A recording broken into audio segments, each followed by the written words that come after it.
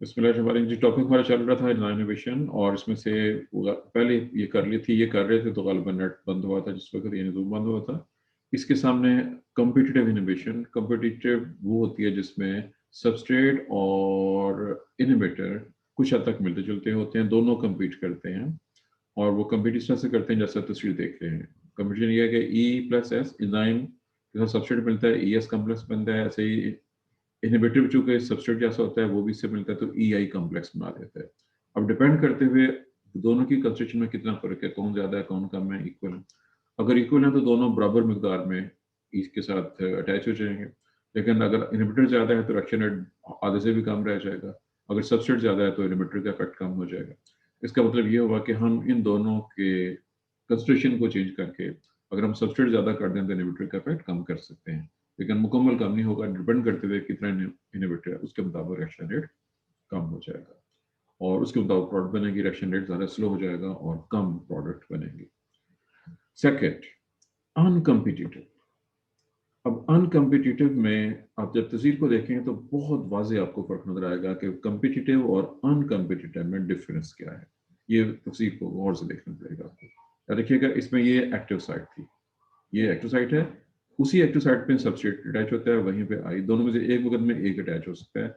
अगर निजाम के 100 मालिक्यूल हैं, 50 सबस्ट्रेट हैं और 50 ही हैं, तो 50 में सबस्ट्रेट और 50 में जो है वो इनहिबिटर ऐड हो जाएगा। इनहिबिटर जब ऐड हो जाता है तो वो सेपरेट नहीं होता, जबकि जहाँ पे सबस्ट्रेट ऐड होगा वो प्रोडक्ट में कन्वर्ट होता है। ये वजह रिएक्शन का रेट स्लो हो जाता है।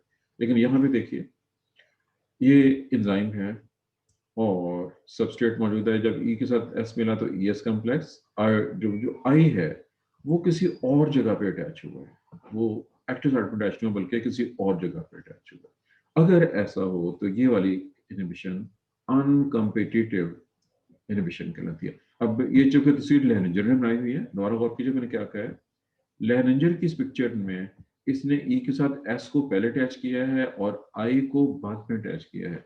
अदर ऑथर्स ने दोनों इकट्ठे अटैच करवा दिए हैं, यानी यहाँ पे एंजाइम लिखा हुआ है, सबस्ट्रेट और इनहिबिटर दोनों कर दिए हैं और दोनों को इकट्ठा एक जगह पे अटैच हो कर दिया। जब ऐसा हो जाए तो अब इस पे जो प्रॉब्लम ये है कि ये जो इनहिबिटर है जब ये अटैच हो जाता है तो ये एंजाइम की एक्टिव साइट को भी इफेक्ट कर देता है और एंजाइम प्रॉपर काम नहीं करता, जिसके नतीजे के तौर पर प्रोडक्ट प्रॉपर फॉर्म नहीं हो सकती है। बहरहाल इसको अनकम्पिटिटिव इनहिबिटर का नाम देते हैं। इसमें सिर्फ डिफरेंस ये याद रखना है कि इसमें जो पहले वाली है कम्पिटिटिव, उसमें एक्टिव साइट में ही दोनों से अटैच होती हैं, दोनों में एक अटैच होगी, जो उनसे भी पहले अटैच होगी तो होगी। लेकिन इसमें इनहिबिटर एक्टिव साइट नहीं बल्कि किसी और जगह पर अटैच होता है, लेकिन वो एंजाइम के स्ट्रक्चर को और एक्सट्रैक्ट को इस तरह से चेंज करता है कि रिएक्शन कंप्लीट नहीं हो सकता। ये बुनियादी फर्क है। आपकी ओपिनियन लैरिंजर के मुताबिक उसने थर्ड टाइप दी है जो हम पहले बयान कर चुके हैं। ये मिक्स्ड इनहिबिशन है जो कि अब देख सकते हैं कि इसमें कई पॉसिबिलिटीज हैं। जो तस्वीर बनी हुई है दोबारा देखनी पड़ेगी हमें। ऐसे एक पॉसिबिलिटी, दूसरी पॉसिबिलिटी, इधर से तीसरी पॉसिबिलिटी, इधर से ये चौथी पॉसिबिलिटी, और यहाँ पे ये सारे के सारे ये एंजाइम है। इसमें एंजाइम सबस्ट्रेट मिले हुए हैं, उसके साथ आके मिल गया ESI कॉम्प्लेक्स बन गया। अगर सबस्ट्रेट सेपरेट हो गया तो EI कॉम्प्लेक्स बन गया, या E के साथ I मिल गया, EI कॉम्प्लेक्स सबस्ट्रेट मिल गया तो ये। हाँ, इधर से हो जाए, ऐसे हो जाए, जैसे भी हो जाए, अगर वो ऐसे हो रहा है तो ये याद रखिएगा। मैं पहले क्या कहूँ, एक बार फिर सुन लीजिए। हम चूंकि सिलेबस ने जिस बुक को रिकमेंड किया है वो है लेनिंजर, हम उसके मुताबिक इन तम तस्वीरों को बयान कर रहे हैं। इसने किया हुआ है, मैं पहले क्या कहूँ कि जैसे इसने किया हुआ है, अदर ऑथर ने इसको और तरीके से भी बयान किया हुआ है। अब इसके मुताबिक ये 3 मेथड, फिर पेज मिल गया जैसे किसी ने पेज का जी आ गया, ठीक है। दोबारा सुन लीजिए। मैं जैसे कह चुका हूँ कि ये लेंजर के मुताबिक बयान किया गया है, जिसने कम्पिटिटिव के लिए ये, अनकम्पिटिटिव के लिए और मिक्स्ड के लिए ये बनाई गई है।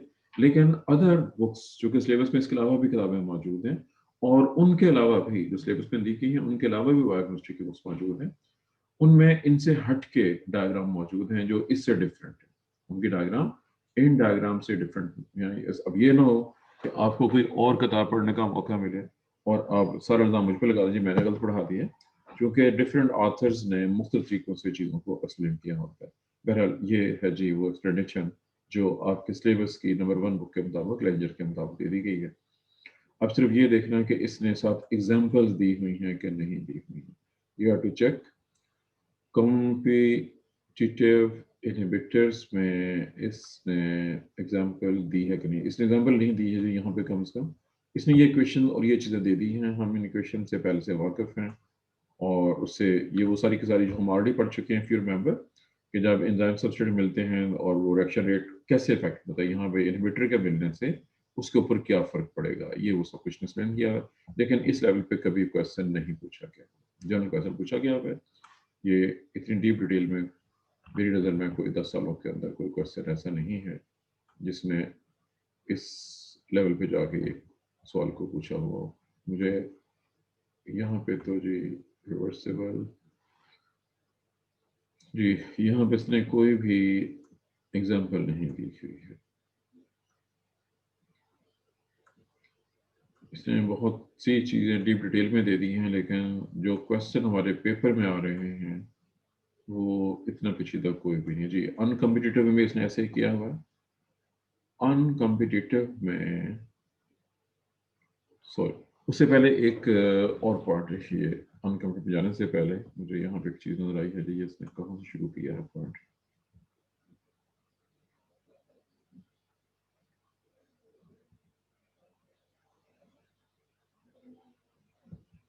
मुझे यहाँ पे करके लग रहा है इसने शायद कोई एग्जाम्पल दी हुई है, लेकिन उसने टिपिकल एग्जाम्पल नहीं दी, जस्ट उसको मेंशन जरूर किया है।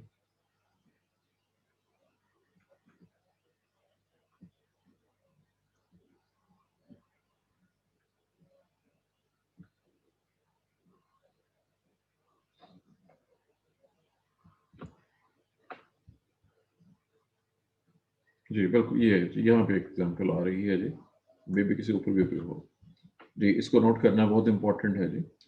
ये एग्जाम्पल है, चेक कीजिएगा। इन मेडिकल थेरापी, थेरापी इलाज को कहते हैं, डॉक्टर जो इलाज करते हैं, competition at the active site is used to treat patients who have the undigested methanol, a solvent found in gasoline antifreeze.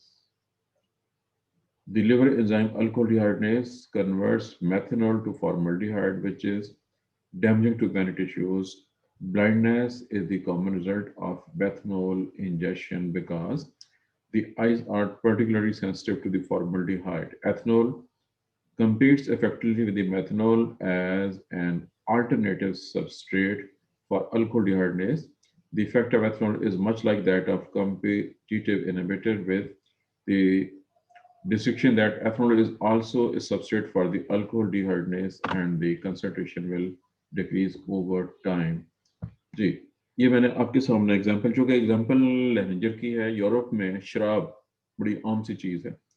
अब उसने जो एग्जांपल दी है वो वहाँ के लिहाज से है कि गैस लाइन एंटीफ्रीज कंपाउंड के तौर पे वहाँ पे मेथनॉल को, वैसे मेथनॉल सॉल्वेंट भी है, मेथनॉल इंतहाई खतरनाक पॉइजन भी है। अब कोई बंदा गलती से अगर उसको यानी मेथनॉल को यूज कर ले, उसका इफेक्ट क्या होगा? मेथनॉल ब्लड पहले स्टोमक में जाएगी, वहां से ब्लड में, वहां से लिवर में पहुंच जाएगी। हर चीज ब्लड जो जाती है, हम खाते हैं, वो लिवर में जाती है। अब अल्कोहल में एंजाइम मौजूद है जिसका नाम यहाँ पे दिया हुआ है उसने, अल्कोहल अल्कोहल डिहाइड्रोजिनेज। ये मेथनॉल को फॉर्मल्डिहाइड में कन्वर्ट कर देता है, जो इंतहाई खतरनाक है। और इसका रिजल्ट ब्लाइंडनेस, बंदा अंधा हो जाएगा, वो इफेक्ट करेगा, बहुत सी टिश्यू को डैमेज करेगा और ब्लाइंडनेस तक बात चली जाएगी। अब उसके फौरी हल के लिए अल्कोहल, अब अल्कोहल चूंकि सबस्ट्रेट है इस एंजाइम का जिसका नाम है अल्कोहल डिहाइड्रोजिनेज, तो ये उसके साथ कम्पीट करेगा और जाहिर है कि काफ़ी सारे कम्युनिटी इन्हिबिटर की जो एग्जाम्पल है चूंकि ये उसके इफेक्ट को कदरे कम कर देगा। अब ये यूरोप की हद तक तो ये बात बिल्कुल ठीक है, लेकिन पाकिस्तान में एक अजीब व गरीब प्रॉब्लम पैदा होती है। यूरोप के लोग चूंकि मोस्टली दे आर क्रिश्चियंस और वहाँ पे शराब पे किसी किस्म की कोई पाबंदी नहीं है। यहाँ पे हमारे यहाँ आम लोगों के लिए शराब पे खासी पाबंदियाँ हैं और ख़ास लोगों के लिए तो कोई पाबंदी नहीं है। लेकिन बहरहाल जो आम लोग हैं वो जब जो शराबी नशेई जो लोग होते हैं, शराब के नशे के जो ज़्यादा आदी हो जाते हैं, उनको शराब चूँकि ज़्यादा महंगी है, पाकिस्तान में शराब पे टैक्स है, शराब ज़्यादा महंगी है। और स्पिरिट बहुत सस्ती है। अब स्पिरिट के नाम से वाकिफ है, आई एम श्योर आप लोग स्पिरिट समझते हैं। स्पिरिट क्या चीज़ है बताएंगे आप में से कोई बता सकते हैं स्पिरिट किसे कहते हैं? और यहाँ स्पिरिट जब कहते हैं तो वो कौन सी स्पिरिट होती है, कहाँ से मिलती है और किस काम आती है? तो वो जो स्पिरिट लैंप में डालते हैं। जी, हीरा का जवाब दुरुस्त है, वो स्पिरिट जो स्पिरिट लैंप में डालते हैं। एक ये जवाब ठीक है आपका। और कोई जवाब किसी को कुछ और फॉलो अप इसके अलावा? सर जो हॉस्पिटल्स वगैरह में भी यूज होता है। जी, ये सर समन जो कह रही है। इंजेक्शन लगने के बाद जी, समन दोबारा बताएं। समन। सर जो इंजेक्शन लगने के बाद वो जो स्पिरिट करते हैं उसको ठंडक जी के लिए। ठीक है नगीना, आप क्या कह रही हैं तो अब बताएं दोबारा नगीना।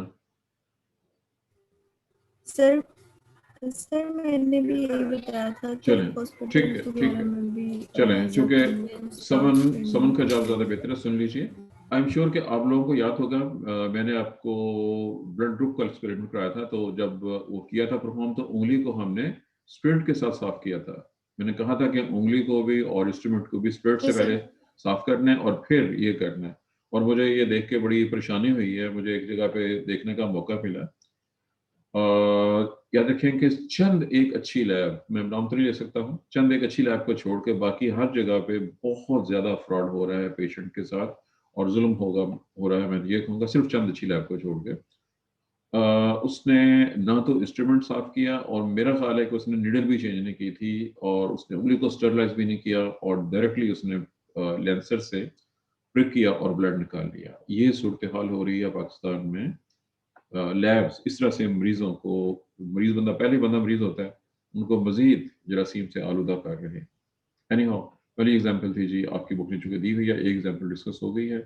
अब देखते हैं जी आगे इसने कोई और एग्जाम्पल दी हुई है। हाँ, जो बात मैं पाकिस्तान के लिहाज से करने लगा था, पाकिस्तान में प्रॉब्लम यह है कि जो शराबें होती है, जो स्पिरिट है मिल जाती है, स्पिरिट में alcohol plus methyl alcohol, methyl alcohol इसलिए डाल के इसको कोई पिए नहीं, लेकिन जो शराब के आदी होते हैं वो इसको भी पी छोड़ते हैं। लेकिन इसको पीने के बाद उनकी तबीयत खराब हो जाती है और ब्लाइंडनेस तक बात जा सकती है और इसके अलावा भी बहुत से डैमेज उनको हो सकते हैं। जी, अब एक और है, इसकी डायग्राम नहीं दी हुई, इसमें नोट कीजिएगा लफ्ज है जी। वर्डिंग की चेक कर लीजिएगा। द स्पेशल केस ऑफ ए, ये जो ऊपर जो हम नहीं पढ़ सके, हमें इसकी जरूरत नहीं है। स्पेशल केस है जिसमें both k m and v max effect होते हैं। Special case of a is not equal to a prime rarely encountered in experiment classically has been defined as non-competitive। जब केमिस्ट्री में बायोकेमिस्ट्री में experiments हो रहे होते हैं तो कभी कभी शाज़ और नादर उसमें नॉन कम्पिटिटिव इनोवेशन भी आ जाती है। और ये इसने जो एग्जांपल दी हुई हैं वो गैर मारूफ हैं, चूंकि हम इनको नहीं पढ़ेंगे, हमें इसकी जरूरत नहीं है। बहरहाल नोट कीजिएगा ये बहुत रेयर है, नॉन कम्पिटिटिव इनोवेशन है, लेकिन ये प्रॉब्लम कभी कभी कहीं कहीं पे आती है। गालिबन इसने इसकी कोई एग्जांपल नहीं दी हुई। अगर दी हुई है तो अगले कॉलम पे चेक कर लेते हैं जी। पेरानी खाल है जी। जी यहाँ पे एक फिक्र है, ये इंपॉर्टेंट फिक्र है, इसको अंडरलाइन कर लेना। In practice, uncompetitive and mixed inhibition are observed only for enzyme with two or more substrate, say S1 and S2, and are very important in the experimental analysis of such enzymes। ये एक statement है जो बहुत ही important है कि ऐसे enzyme जो दो सबस्ट्रेट्स आमतौर पर रिक्वायर करते हैं, दो या दो से ज्यादा, उनमें आमतौर पर इसकी एग्जाम्पल दो, और जब उनकी स्टडी की जा रही है तो उसके लिहाज से बहुत ही इंपॉर्टेंट पॉइंट बन जाता है। और इसकी जो आखिरी फिक्रे हैं, इसको भी एक बार नजर मार लें यहाँ पे करके, इस जगह को देखना है हमने।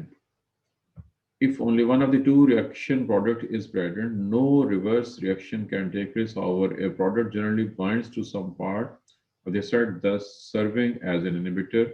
Enzymologists can use elaborate kinetic studies involving different combinations of amounts of products and inhibitors to develop a detailed picture of the mechanism of bisubstrate reaction। आपको याद होगा बाइसब्स्ट्रेक्शन ऊपर पीछे जिक्र हुआ था, वो इक्वेशन दी हुई है बाइसब्स्ट्रेट और मल्टीसब्स्ट्रेट वाली।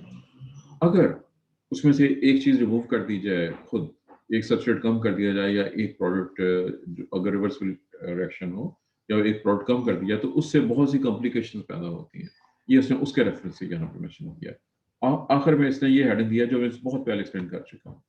आपको याद होगा मैंने इरिवर्सल इमिटर्स को पॉइजन के नाम से, कि अगर जो शदीद खतरनाक पॉइजन होते हैं जब वो जाके बॉडी में डैमेज करते हैं एंजाइम्स को, जिससे डेथ भी हो सकती है, वो अब उस आपकी वीकनेस को एंड के ऊपर यहाँ पे एग्जांपल के साथ, और ये वाला एग्जांपल वो यहाँ पे करके है जिसको भी हम यहाँ पे देखेंगे, लेकिन यहाँ पे दोबारा चेक कर लीजिएगा।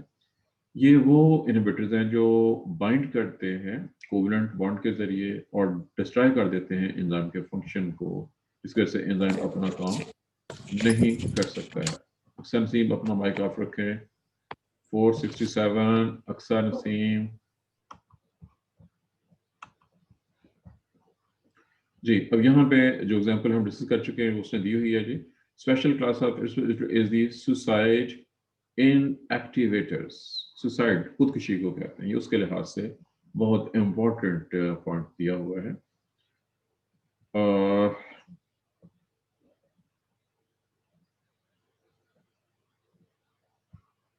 ये चूंकि बहुत इंपॉर्टेंट है जी, ये पूरा का पूरा पढ़ना पड़ेगा आपको।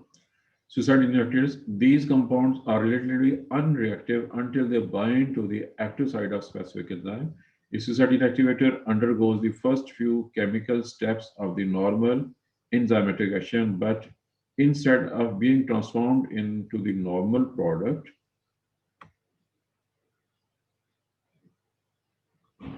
inactivator is converted into a very reactive compound that combines irreversibly with the enzyme. These compounds are also called mechanism-based inactivator because they hijack the normal enzyme reaction mechanism to inactivate the enzyme.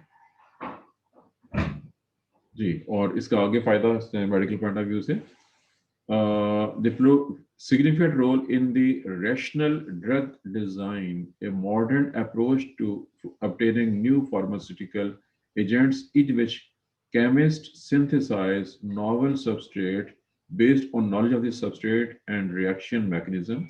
A well-designed suicide inactivator is specific for the single enzyme and is unreactive until within that enzyme's active site. So drugs based on this approach can offer important advantage of a few side effects. ये इसमें सब पूरा आगे detail दी हुई है।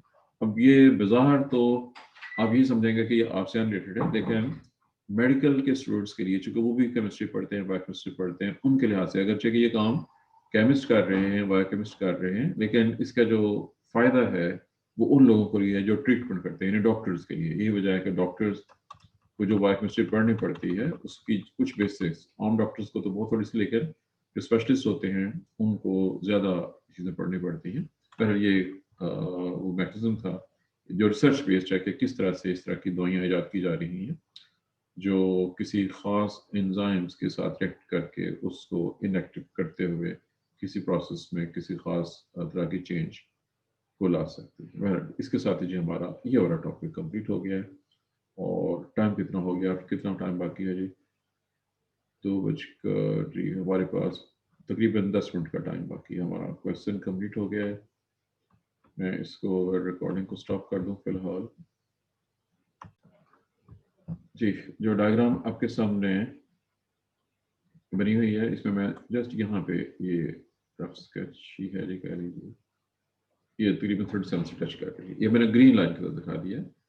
Note कीजिएगा 37 degree Celsius पे ये टेम्परेचर है जिसके सामने ये डायग्राम आपको देख रहे हैं। यहाँ पे मैक्सिमम रेट ऑफ एक्शन है, यहाँ पे रेट ऑफ एक्शन लिखना पड़ेगा मुझे, ये मोटा करना पड़ेगा। आल्फा रेट ऑफ एक्शन है, this alpha rate of action, और टी था टेम्परेचर के लिए। इस टेम्परेचर पे याद रखिए हम एंजाइम रिएक्शन की बात कर रहे हैं। ह्यूमन और मैमल्स की बॉडी में मोस्ट एंजाइम जो हैं वो इस टेम्परेचर पे काम करते हैं। ये ऑप्टिमम टेम्परेचर कहलाता है। आप इस नाम से वाकिफ हैं पहले से? आई एम श्योर कि सबको ऑप्टिमम टेम्परेचर का कंसेप्ट याद है, ये भूला नहीं होगा अभी तक। ऐसा ही है कि नहीं? जी सर, याद है। जी सर। जी, ये था जो ऑप्टिमम टेम्परेचर का कंसेप्ट जो मैंने यहाँ पे दिखा दिया। अगर टेम्परेचर यहाँ पे हो, आप देख रहे हैं कि लो टेम्परेचर में रिएक्शन रेट बहुत ही स्लो है, और जब आप हाई टेम्परेचर पे जाते हैं तो रिएक्शन रेट उस पर भी स्लो हो जाता है। अब उसकी रीजन जो है, लो टेम्परेचर पे तो हर चीज उसकी एनर्जी कम है, काइनेटिक एनर्जी कम है, मॉलिक्यूल की मूवमेंट कम होगी, मॉलिक्यूल्स, एटम्स, आयन, जो भी चीज पार्टिसिपेट कर रही है उसकी मूवमेंट कम हो जाएगी, रिएक्शन रेट कम हो जाएगा।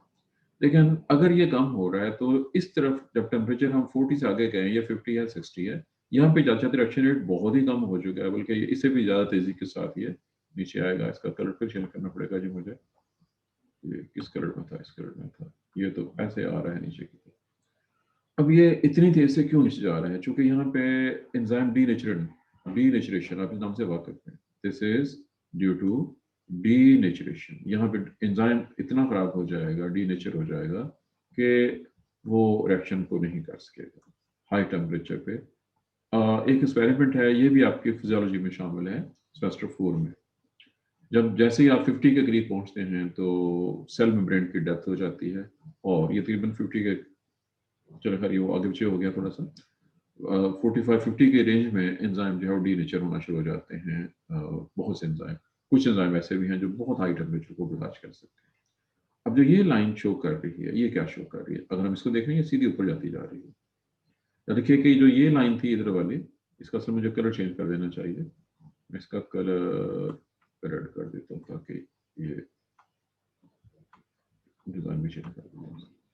ये इनऑर्गेनिक रिएक्शंस के लिए, वो रिएक्शन जो लैब में या किसी जगह पे हो रहे हैं इनऑर्गेनिक कंपाउंड्स के रेफरेंस से, उनमें टेम्परेचर ज़्यादा करने से रिएक्शन तेज होता है। लेकिन जो एंजाइमेटिक रिएक्शंस हैं, जब आप 37 से आगे जाते हैं तो पहले स्लो हो जाएगा और एक खास लेवल पर वो इतना कम हो जाएगा कि वो ख़त्म हो जाएगा, उस वक्त एंजाइम डीनेचर हो जाते हैं।